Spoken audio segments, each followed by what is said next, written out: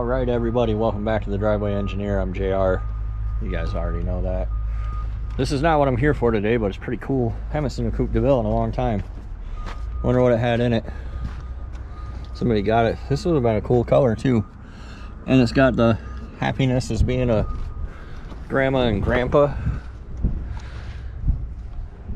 plate on it, so you know it was old. When I was a kid, I used to use these big AC condensers for transmission coolers. I would just cut the lines and use a piece of rubber. I'm here today. I'm not here today for the crap I'm looking at, but I'm getting distracted because why the hell not? I'm gonna assume this is like a 98. Yeah, so it's got a 3800. I was assuming that that's gonna be a 3800. And there's one over here. I'm gonna assume this is gonna be a 3800 or an LT. 93. Maybe it's a 3.4. Nope, it's an LT. F-body LT. Cool. That'd be a cool swap still. I still personally see the value in doing an LT swap. I still see value in like Gen 1 small block engine swaps, but especially for the money. Like if you have something like my C10 and you want to modernize it a little bit and get into a little bit better you know, something with fuel injection, something with let's see what we have here for axles. A couple 8.8s for some reason, nobody knows why. If you want to get into something with fuel injection, something that can run an electronic overdrive transmission, the LT stuff, not just the LT stuff, but the Vortex stuff as well, is like a good way to go. Let's see what we got over here. I'm actually here looking for axles for my truck.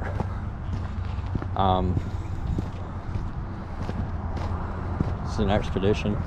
Hopefully it's not leaf sprung. So for those of you who don't know, it is leaf sprung. As far as I know, all Excursions got Dana 50s in the front if they're leaf sprung. The newer ones with coils, they all went Dana 60. I think the Dana 50 went away. So 5.3 for somebody. But yeah, for those who don't know, my personal pickup that I drive around and neglect every day of my life is 2002.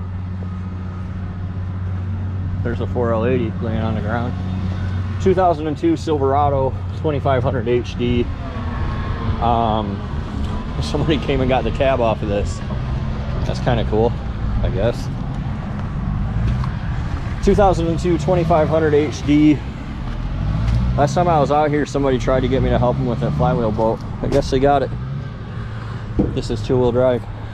This red truck here. I don't know what I'm referring to. I had a 2002 2500 HD with an 8.1 liter Allison transmission. It's got like 258,000 miles on it. And you know, it is old and it needs some knickknacks and doodads, so it started to seem appealing to me to go buy a new vehicle, maybe. Something I started thinking about. And so I went and drove a 2012 Super Duty. One of the things I want to do is solid axle swap the truck. So if I buy one that already has a solid axle, there's a Subaru for somebody. If I buy one that already has a solid axle, sorry I keep getting distracted here. I can buy one that already has a solid axle and then I'd be like money ahead, right? It's easiest solid axle swap ever. I wanted to spend no more than 20 grand. I need a new seat to recover. It's a bummer because I think that this one was good before somebody chunked in the front clip onto it. Oh, nope, it was all tore up.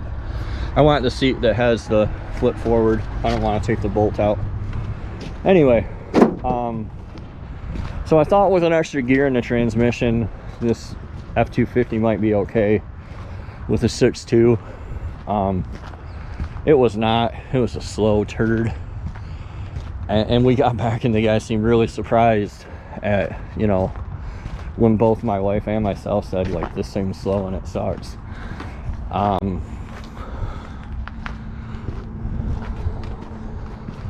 So you know, we drove a 2500 HD.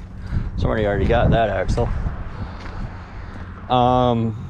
It was slow and it sucked. So we went ahead and we drove a Ram with a 6.4 liter and it was slow and it sucked. So we drove a, I don't want a diesel, but for shits and giggles, we drove a 6.7 Power Stroke truck and it was adequate. It didn't suck. But once I ran through all the pros and the cons of owning a diesel with Mrs. Engineer, she agreed that, like, we can buy a whole nother engine for the price of a set of injectors for a diesel. So here I am in the junkyard looking for parts for my truck.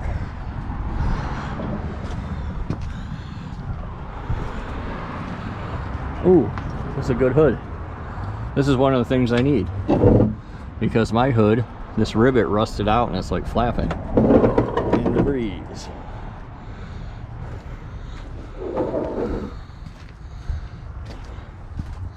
It's an 02. It's the wrong hood.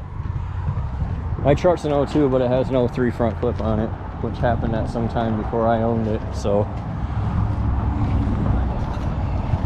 makes part shopping fun.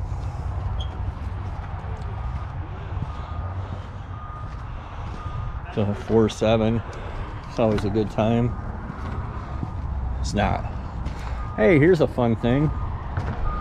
This is the Envoy XUV. This is like the dumbest thing ever, but you can crush a tailgate under your feet. You can unlatch this and slide it forward, so if you had something tall to haul, and then there's the mid gate in there. It's kind of dumb. It's probably not a bad place to find a 5.3, but nope. That's the 4.2 in line.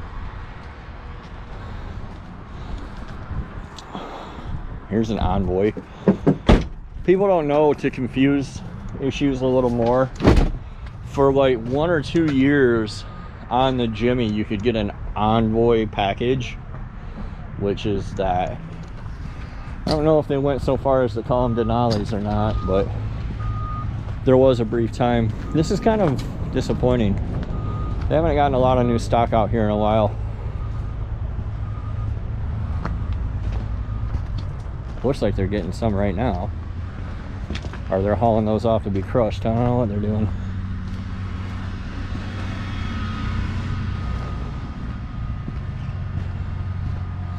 Well, no axle today. I'm not in a big hurry to get an axle. The junkyard will provide. Hopefully, as things open up and, you know, people continue to move forward with their lives, we'll see more and more stuff start to get processed out into the junkyards, which, by the way, I can do a leaf spring front axle in Clifford. That's why I call my Super Duty, but I don't want to. I'd rather, what I would like to do is just take the whole forward radius arm setup and bolt it to my frame. So I come across these trucks in the junkyard though, so I'll come across one eventually.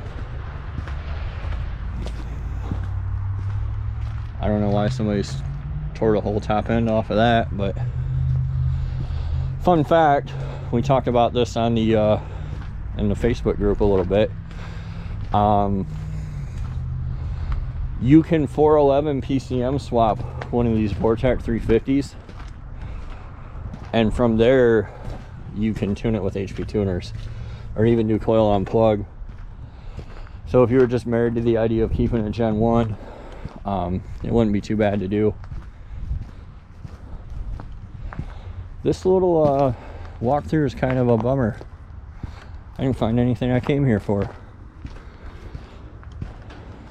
I didn't find anything to show you guys except that Cadillac.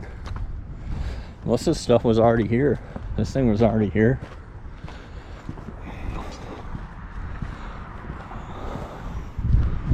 4060 in a core pile. Surprise, surprise. I think that's a 5LM Chevy Trans. Yeah, Hydromatic France. That's the 5LM. It comes in like CTS Vs and are not Vs. Normal CTSs. Yeah, my heart is filled with sadness now. Sorry guys, sorry to disappoint, but I had to cut you guys back on here. Look at this. Just when I thought the junkyard wouldn't provide, we got us a big block. TBI big block, so not super great, but you know, you can definitely build this thing. I would have drove this truck probably. It's not, to me it's not that bad, and I like these Cheyenne WT style front grills. I like these, but yeah, this is a cool truck. 454. So there's always light at the end of the tunnel, folks. Thanks for watching. We'll see you next time on The Driveway Engineer.